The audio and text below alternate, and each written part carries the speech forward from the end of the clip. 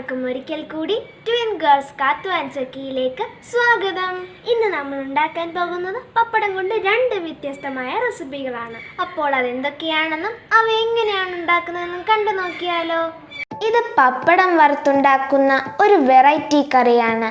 ചോറിനും ചപ്പാത്തിക്കും അപ്പത്തിനും ഒക്കെ ഉപയോഗിക്കാവുന്ന ഈ കറി എങ്ങനെയാണ് ഉണ്ടാക്കുന്നതെന്ന് കണ്ടു നോക്കാം. ഇതിനായി വേണ്ടത് 2 സവാള അരിഞ്ഞത്, 1 കിഴങ്ങ് അരിഞ്ഞത്,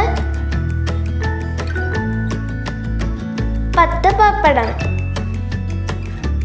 കൂടാതെ 4 പച്ചമുളക് അരിഞ്ഞത്, 1 ടീസ്പൂൺ ജിഞ്ചർ ഗാർലിക് പേസ്റ്റ്, 2 ചുവന്ന മുളക്, 1 തക്കാളി ചെറുതായി അരിഞ്ഞത്, 1 കപ്പ് തേങ്ങാപ്പാൽ, കുറച്ച് കറിവേപ്പിലയും മല്ലിയിലയും. മസാലകളായി വേണ്ടത് 1 ടീസ്പൂൺ കുരുമുളക് പൊടി, 1 ടീസ്പൂൺ ചില്ലി പൗഡർ, 1 ടീസ്പൂൺ മഞ്ഞൾപ്പൊടി, 1 ടീസ്പൂൺ കടുക്, ആവശ്യത്തിന് ഉപ്പ്, 1 ടീസ്പൂൺ മല്ലിപ്പൊടി. ഇനി പപ്പടം ഇതുപോലെ ഒന്ന് മുറിച്ചെടുക്കാം. ചെറുതാക്കുന്നതാണ് നല്ലത്. എല്ലാം മുറിച്ചെടുത്തു. ഇനി സാധാരണ പപ്പടം വറുക്കുന്നത് പോലെ തന്നെ ഇത് വറുത്തെടുക്കാം.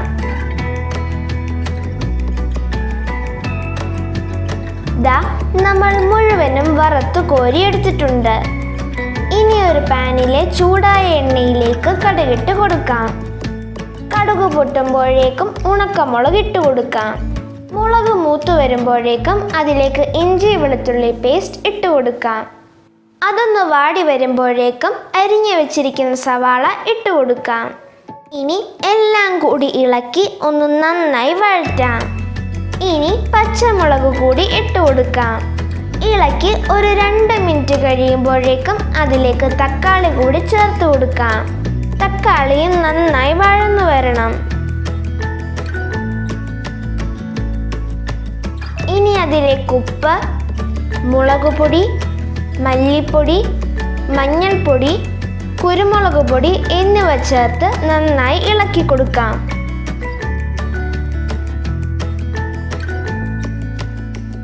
പൊടികളൊന്ന് മൂത്തു വരുമ്പോഴേക്കും 1/2 കപ്പ് വെള്ളം ചേർത്ത് കൊടുക്കാം. അതിലേക്ക് ഉരുളക്കിഴങ്ങ് കൂടി ഇട്ട് കൊടുക്കാം. ഇനി എല്ലാം കൂടി ഇളക്കി ഒന്ന് വേവാനായി അടച്ചു വെക്കാം.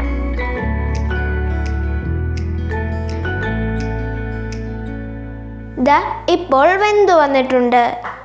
ഇനി വറുത്തെടുത്ത പപ്പടം കൂടി ചേർത്ത് കൊടുക്കാം. പപ്പടം പൊടിഞ്ഞു പോകാതെ അവ മസാലയുമായി ഇളക്കി ചേർക്കണം.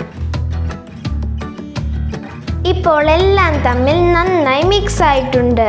ഇനി തേങ്ങാപ്പാൽ ഒഴിച്ചു കൊടുക്കാം. കൂടാതെ കറിയുടെ ഗ്രേവിക്ക് ആവശ്യമായ വെള്ളം കൂടി ചേർത്ത് കൊടുക്കാം. ഉപ്പ് നോക്കി കുറവുണ്ടെങ്കിൽ ഈ സമയത്ത് ചേർത്ത് കൊടുക്കാവുന്നതാണ്. ഇനി കറിവേപ്പിലയും മല്ലിയിലയും കൂടി ചേർത്ത് കൊടുക്കാം.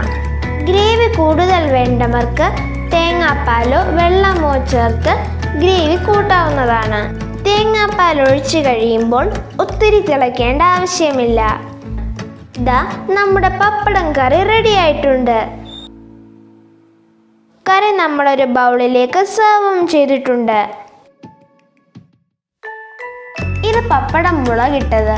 പെട്ടെന്നൊരു ഗസ്റ്റ് വരുമ്പോഴോ മറ്റു കറികൾ കാര്യമായി ഇല്ലാത്തപ്പോഴോ പെട്ടെന്ന് ഉണ്ടാക്കാൻ പറ്റിയ ഒരു റെസിപ്പിയാണിത്.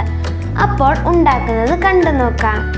പാനിലെ ചൂടായ എണ്ണയിലേക്ക് 1 ടീസ്പൂൺ ജിഞ്ചർ ഗാർലിക് പേസ്റ്റ് ഇട്ട് വഴറ്റി കൊടുക്കാം.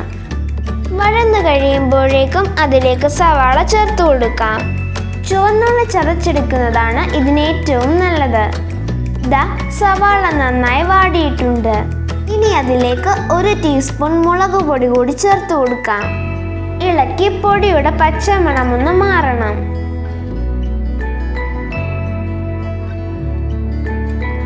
ഇനി അതിലേക്ക് 2 ടേബിൾ സ്പൂൺ എണ്ണയും കുറച്ച് കറിവേപ്പിലയും അല്പം ഉപ്പും കൂടി ചേർത്ത് കൊടുക്കാം. ഇനി 1 മിനിറ്റ് കൂടി എല്ലാം ഇളക്കി കൊടുക്കാം. അതിലേക്ക് വറുത്ത് വെച്ചിരിക്കുന്ന പപ്പടം കൂടിയിട്ട് നന്നായി ഇളക്കി കൊടുക്കാം. പപ്പടം പൊടിയാതിരിക്കുവാൻ ശ്രദ്ധിക്കണം. മസാലയെല്ലാം പപ്പടവുമായി മിക്സ് ആവണം.